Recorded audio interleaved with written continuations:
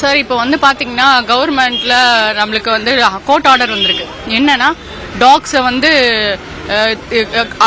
Hospital, railway station and school, bus stand இந்த மாதிரி இருக்கிற இடத்துல இருக்கிற டாக்ஸை வந்து ரீலோகேட் பண்ணி அவங்க ஒரு ஷெல்டர்ல போடணும் அப்படின்னு சொல்லியிருக்காங்க. ஸோ இன்ன வரைக்கும் நம்மளுக்கு தெரு நாய்கள் வந்து கடிச்சதா வந்து ரிசல்ட் வந்து அவ்வளோவா கிடையவே கிடையாது. வீட்டில் இருக்கிற நாய் கடிச்சதான் வந்திருக்கு. ஓகேங்களா? ஸோ அது இப்போ வந்து தெரு நாய்களால் எந்த பிரச்சனையும் இல்லாத போது ஏன் நீங்கள் ரீலோகேட் ஃபர்ஸ்ட் ஒரு ஆர்டர் கொடுத்துட்டு ரீலோகேட் பண்ண வேணாம், வேக்சின் பண்ணிட்டு அண்ட் ஸ்டெரிலைஸ் பண்ணா போதும் சொல்லிட்டு திருப்பி இப்போ ரீலோகேட் பண்ற அப்படின்னா அதுங்களுக்கு அந்த இடத்த விட்டு போனா அதுங்க இறந்துடும் சார். நீ அந்த இடத்துல விட்டு ஒரு டாக் எடுத்தீங்கன்னா இன்னொரு டாக் அங்கே வரும். புரியுதுங்களா? ஸோ அப்போ என்னன்னா அதை வந்து அந்த இடத்துலயே விட்டா ஸ்டெரிலைஸ் பண்ணி விடும் போது அதோடைய முழுமை இன்னும் ஒரு 5 வருஷம் 6 வருஷத்துல முழுமையாகவே வந்து குடும்ப கட்டுப்பாடு பண்ணும் போது முழுமையாக கண்ட்ரோலுக்கு வந்துடும். ரேபிஸ் வந்து இருக்காது. ஓகேங்களா? இன்னொரு விஷயம் என்னன்னா சார், ரேபிஸ் அட்டாக் நிறைய இருக்குன்னு சொல்றாங்க. ஸோ ரேபிஸ்ல வந்து 5 நாள்ல செத்து போயிட்டாரு ரேபிஸ் வந்து. நான் டாக்டர் கிஷோர் சார்ன்றவர்கிட்ட பேசினேன். ரேபிஸ் வந்து எத்தனை மாசத்துல நம்மளுக்கு உடம்புல அட்டாக் ஆகும் அப்படின்னு. ரேபிஸ் பாத்தீங்கன்னா 3 மாசம் ஆகும் நம்ம உடம்புல போய் ரேபிஸ் அட்டாக் ஆகிறதுக்கு. சில பேருக்கு வந்து 1 வருஷம் ஆகும், சில பேருக்கு வந்து 20 வருஷம் கழிச்சும். ப்ராப்பர் வேக்சினேஷன் எடுத்தோம்னா அது கண்டிப்பா வந்து அழிச்சிடலாம். அது எப்படி நகரும்னா நம்ம உடம்புல ஸ்பைனல் கார்டு வரைக்கும் வர்றதுக்கு மூளையில போய் தான் நம்மளுக்கு ரேபிஸ் அட்டாக் வரும். 2 இன்ச்சஸ் அப்புறமா கொஞ்சம் கொஞ்சம் அப்படியே அதிகமாகுமா 4 இன்ச்சஸ். இது கொண்டு வர அந்த ப்ராசஸ் வந்து பாத்தீங்கன்னா எப்படியா இருந்தாலும் 2 மந்த் அதுக்கு மேலதான் ஆகும். 10 நாள்ல சாவறதுக்கு சான்ஸே கிடையாது ரேபிஸ்ல. இது எந்த டாக்டர்ஸ் கிட்ட வேணா கேளுங்க, 10 நாள்ல ரேபிஸ் வந்து செத்தவங்க அப்படி ஒரு கேஸ் இல்ல. ஏன்னா அப்படி பயமுறுத்துறது வந்து ரொம்ப தவறான விஷயம். மக்கள் ரொம்ப பேனிக் ஆகுறாங்க சார். நாய் கடிச்ச உடனே ரேபிஸ் வந்துடல. அந்த பயத்துல என்ன பண்றாங்க, ஒரு கை நடுக்கம் வருது பாத்தீங்களா, அது ரேபிஸ் நினைச்சுக்கிறாங்க. அதை முதல்ல மக்கள் கிட்ட இருந்து கொண்டு மறைக்கணும். இந்த குழந்தைங்களுக்கு விடுதலை கண்டிப்பா கிடைக்கணும். ஏன்னா இந்த உலகம் வந்து எல்லா உயிருக்காகவும் தான். மனுஷன் மட்டும் இந்த உலகத்துல இருக்கணும். கடவுள் அப்ப அந்த நாயை ஏன் படைச்சாரு? அதுவும் வாழணும் தானே. அப்போ இப்ப நாயை நம்ம ஒழிச்சிட்டோம்னா எலி வரும். எலியால நிறைய வரும், காய்ச்சல்கள் வரும். கொசு, இவ்வளோ கொசு இருக்கு சார். நம்மளுக்கு கார்பரேஷன்ல எவ்வளவு மருந்து அடிக்கிறாங்க, எல்லாமே பண்றாங்க. அந்த கொசுக்கே அழிக்க முடியல. சோ ஒரு நாயை ஒரு இடத்துல இருந்து ரீலோகேட் பண்ணா இன்னொரு தெருவில் இருக்கிற நாய் அங்க வந்து திருப்பி அங்க வரும். நீ எத்தனை நாயை நீ பண்ணுவ? கொரோனா டைம்லயே டாக்ஸ் எடுத்துட்டு போயிட்டு ஒரு ஷெல்டர் மாதிரி ஒரு ஸ்கூல்ல வச்சாங்க. சரியான ப்ராப்பரான ஃபுட் இல்ல. ஃபுல் இல்லாம 122 நாய்கள் செத்துச்சு. யாருக்கு தான் தெரியுமா? தெரியாது. அதே மாதிரி இப்போ எடுத்துட்டு போறாங்க சார், சரியான ப்ராப்பரான ஃபுட் இருக்காது. இப்போ 72 ஷெல்டர் ஓபன் பண்ண போற சொல்லிருக்காங்க. 72 ஷெல்டருக்கு 6000 கோடி. அதுவே பத்தலையா? அப்போ இந்த தேவையில்லாத செலவை ஏன் பண்றீங்க? அதை மக்களுக்கு ஏதாவது பண்ணிட்டு போங்க. என்ன பண்ணணும்? தெரு நாய்களை என்ன பண்ணணும் சார்? முதல்ல அவங்களுக்கு கரெக்டான ப்ராப்பர் வேக்சினேஷன் பண்ணணும். அந்த வேக்சினேஷன் உங்களால பண்ண முடியலையா? எங்களை மாதிரி ஃபீடர்ஸ் இருக்கும்ல, எங்க கிட்ட கொடுங்க. இப்போ 75 டாக்ஸ் நான் ஃபீட் பண்றேன் சார். இப்போ ஒரு 20 டாக்ஸ் திருப்பி தத்து எடுத்திருக்கேன். 10 பக்கம் தெருவில் 75 பேருக்கும் நான் வேக்சினேஷன் பண்ணிருக்கேன், ஸ்டெரிலைஸ் பண்ணி வந்துட்டு இருக்கேன். குட்டி போற டாக்ஸை ஒரு நல்ல இடத்துக்கு நான் ஆப்ஷன் கொடுக்குறேன். ஒரு குடும்பத்துக்கு போய் நல்லபடியா சேருது. இன்னைக்கு ஒரு மூலக்கடையில கண்ணு திறக்காத ஒரு குட்டியை வந்து போட்டு போயிட்டாங்க. அந்த குட்டியை வந்து போட்டு போகும்போது அந்த குட்டிக்கு என்ன பால் எங்க குடிக்கணும், அந்த சேத்துல என்ன பண்ணணும்னு தெரியாது. இதே நம்ம பெத்த குழந்தையா இருந்தா போடுவோமா அப்படின்னு யோசிக்கும் போது பெத்த குழந்தைய போடுற காலமாயி போச்சு இப்போ. அதனால பிளைண்ட் பண்ண வேண்டாம் சார். அந்த டாகுக்கு கரெக்டான ஸ்டெரிலைஸ் பண்ணுங்க, வேக்சினேஷன் பண்ணி அதே இடத்துல விட்டாலே போதும். நீங்க வந்து ஒரு 20 நாயை வந்து எடுத்து தத்தெடுத்து பண்ணிட்டு இருக்கீங்க. 75 பேர் இருக்காங்க. இப்போ எக்ஸ்ட்ரா ஒரு 20 பேர். 75 பேர். எல்லா தெருலையும் எல்லா நாய்களுக்கும் இந்த மாதிரி ஒரு பாதுகாப்பு தர மாதிரியான ஆட்கள் இருக்காங்க சார். இருக்காங்க சார். ஃபீட் பண்ண விட மாட்டாங்க சார். இப்போ ஆபரேஷன் பண்ண கொண்டு போகணும்ல சார். அப்ப எந்த சத்துல அது ஆபரேஷன் பண்ண கொண்டு போக முடியும்?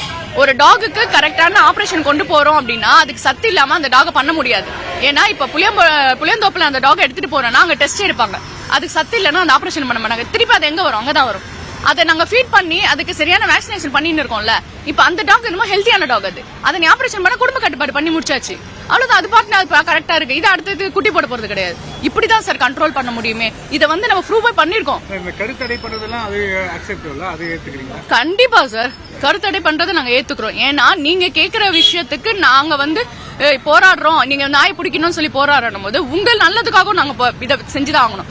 ஏன்னா நாய் வந்து பெருக்கம் குறையணும். தெருவுல வந்து நாய்கள் பெருகுச்சு அப்படின்னா ஒருத்தருக்குள்ள சண்டை வரும்னு சொல்றாங்க. அது ஒரு பிரச்சனையாகும். ஒரு தெருவுல இத்தனை டாக்ஸ் இருக்கு. இப்ப என் தெருவுல இருந்து நான் ஒரு 2 கிலோமீட்டர்ஸ்க்கு நான் ஃபீட் பண்றேன். சோ எல்லா தெருவில் மக்கள் கிட்ட நான் பேசுறேன். நேத்து கூட நான் பேசிட்டு வந்தேன். நீங்க நாலாயிரமா என் வீட்டாண்ட கூட வாங்க, அவங்க கிட்ட மைக்க கொடுத்து கேளுங்க.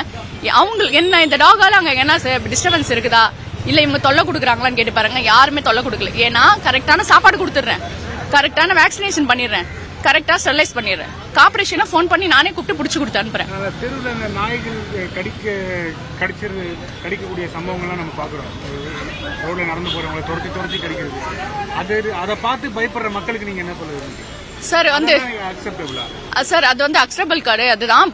ஏன் அது அப்படி பண்ணுதுன்றத வந்து நம்ம முழுக்க தெரிஞ்சுக்கணும். வண்டி பசங்க ஓட்டுறாங்க பாத்தீங்களா, அதுங்களுக்கு வந்து சின்ன சவுண்ட் வந்து நம்மளுக்கு ஆரன் சவுண்ட் காதுல அடிக்கிற மாதிரி அந்த பசங்க அந்த பேனிக் பண்ணி விட்டுறாங்க அதுங்க. அது மட்டும் இல்லாம கால்ல ஏத்திட்டு போயிடுவாங்க, குட்டிங்களை வண்டியில ஏத்திடுவாங்க. இது வந்து அவங்க மைண்ட்ல வந்து இதுவாயிடும். நம்மள மனிதனே தன்னோட குழந்தைய கொன்னா சும்மா இருப்பானா? பெத்த தாய் வந்து ஒரு குழந்தைய வந்து இவனா கொண்டுட்டு போயிட்டானா அவனை சும்மா விட்டுருவோமா? அதே மாதிரிதான் அதோட உயிர் தன்னோட குழந்தை இந்த ஆயிடுச்சு, இவனா இருக்குமோன்னு திருத்தம். ஸ்மெல் ஒன்னே பண்ணிட்ட உடனே அப்படியே பேக் வாங்கிடும். இதுதான் பின்னாடி நீங்க ஓடும் போது பாருங்க, நாய் பின்னாடி அப்படியே இப்படி ஜர்க்கு வாங்கி ஓடிட்டே வரும். ஸ்மெல் வந்த உடனே பேக் எடுத்துரும். அதுக்கப்புறம் நீங்க வந்து பயப்படாம நின்று ஏய் என்ன அப்படின்னீங்கனாலே போதும், அந்த ஷவுட்டுக்கே அப்படியே திரும்பி போயிடும். எல்லாருக்குமே அந்த தைரியம் வராது இல்ல, சில பேர் ரொம்ப பயந்துடுறாங்க, விழுந்துடுறாங்க. Correct sir. நீங்க அதான் நான் சொல்றேன்னா, எல்லாருக்குமே ஒரு சில டாக்ஸ் அப்படி பண்ணுது. நான் என்ன சொல்றேன், தப்பு பண்ண ஒரு சிலர் தான், அந்த ஒரு சிலர் தான் நம்ம ஜெயில போறோம். ஒரு சில டாக்ஸ் இந்த மாதிரி பேனிக்கா பண்ணுது அப்படின்னும் போது அந்த இடத்துல ஃபீடர்ஸ் இருக்காங்களான்னு முதல்ல செக் பண்ண சொல்லுங்க. ஏன்னா சாப்பாடு இல்லாத ஃபீடர்ஸ் இல்லாம இருக்கிற இடத்துல கண்டிப்பா டாக்ஸ் அந்த மாதிரி அக்ரெசிவா பண்ணும். ஏன்னா அவங்களுக்கு தெரியும் தன்னோட டாக் எப்படின்னு. சாப்பாடு இல்லைன்னா நம்மளே வந்து நம்மளோட மனைவியோ அம்மாவையோ என்ன சாப்பாடு செய்யலன்னு கேக்குறோம், கத்துறோம். சாப்பாடு இல்லைன்னா அப்ப அதுக்கு சாப்பாடு இல்லைன்னா அது என்ன சார் செய்யும்? போய் அந்த இது எங்க காமிக்கும், எனக்கு சாப்பாடு இல்லைன்னு போயிட்டு வெளியில காமிக்க தெரியாது, அந்த மாதிரி குலைச்சி அந்த மாதிரி பண்ணும். அதனால ஃபீடர்ஸை வந்து அவங்க வந்து உங்களுக்கும் தொல்லை கொடுக்காம நைட்ல ஃபீட் பண்ணிட்டு போட்டோம், ஸ்டெரிலைஸ் பண்ணட்டும், வேக்சினேஷன் பண்ணட்டும். இதை பண்ணாலே ராபிஸ் இருக்காது, யாருக்கும் எந்த பிரச்சனையா இருக்காது, மக்கள் சந்தோஷமா இருக்காங்க. எங்களுக்கு வந்து பப்ளிக்கும் முக்கியம் சார். ஏன்னா இப்ப வந்து பப்ளிக் எங்களுக்கு முக்கியம் இல்லாம இருக்கிறதுனால நாங்க இந்த போராட்டம் பண்ணல, பப்ளிக்காக வந்து சேர்த்து தான் இந்த போராட்டம் பண்றோம். ஏன்னா அந்த குழந்தைங்களுக்கு இவங்களுக்கு இருந்தாதான் தெருவுல எந்த பிரச்சனையும் வராது. யார் திருட இப்ப இந்த நாய் தெருவுல இருக்குன்னா அந்த இடத்துல வர பயப்படுறாங்க சார். என் தெருவுல நீங்க சொன்னா நம்ப மாட்டீங்க, ஃபுல்லா கஞ்சா சப்ளை தான். ஓகேங்களா, நான் பெரிய இதுவாவே சொல்றேன், பெரிய மாத்தூர் ஃபுல்லா எங்கெங்க பொதர்ல எங்கெங்க இருப்பானுங்கன்னே தெரியாது. அவனுங்க திடீர் உன் வீட்டுக்குள்ள வர மாட்டானுங்க, அந்த ஒரு செகண்ட் வரமாட்டாங்கன்னு நினைச்சோம். போதையில அவங்க என்ன பண்ண, நல்லா இருக்கிற சமயத்துல அவங்க ஓகே, போதையில மனுஷன் அம்மாவே அந்த பையன் அம்மாவே கொண்டுட்டான் அப்படின்ற நியூஸ்லாம் நம்ம பாக்குறோம். சோ அந்த மாதிரி இருக்கும் போது நாய் குலைக்கிறதுனால வெளியே வந்து நம்ம பாக்குறோம். அதனால அந்த விஷயத்த நம்ம தடுக்கிறோம். சோ எல்லாருக்கும் என்ன சொல்றேன்னா, ஒரு நாய் குலைக்குது அப்படின்னா கொஞ்சம் வந்து பாருங்க, வண்டி திருட்டு குறைஞ்சிருக்கு.